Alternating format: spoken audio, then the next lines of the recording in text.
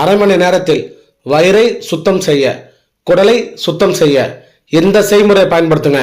வயிற்றில் இருக்கக்கூடிய கழிவுகள் அனைத்தும் வெளியேற, குடல் இருக்கக்கூடிய கழிவுகள் அனைத்தும் வெளியேற, மலக்குடல் இருக்கக்கூடிய நுண்கிருமிகளும் குடல் கழிவுகளும் தேங்கிட்டு இருக்கக்கூடிய அனைத்துமே வெளியேற இந்த செய்முறையை மட்டும் பயன்படுத்துங்க. ஏன்னா இன்னைக்கு அதிக பேர் இயற்கையாகவே பார்த்தீங்கன்னா பேதி மாத்திரை சாப்பிட்றது கிடையாது, வயிறை சுத்தம் பண்றது கிடையாது, பூச்சி மருந்துகள் எதுவுமே சாப்பிட்றது கிடையாது. ஆனாலே பார்த்தீங்கன்னா இன்னைக்கு நிறைய வியாதிகள் வருது. வயிறை சுத்தம் பண்ணிட்டாலே போதும், மலக்குடலை சுத்தம் பண்ணிட்டாலே போதும், இன்னைக்கு நமக்கு பாதி வியாதி வராது. செய்முறை சொல்ற கரெக்டா கவனிங்க. காலையில தூங்கி எழுச்சோன்னே 5 மணிக்கு வெறும் வயிற்றுல 200 ml மிதமான வெந்நீர் எடுத்துக்கங்க.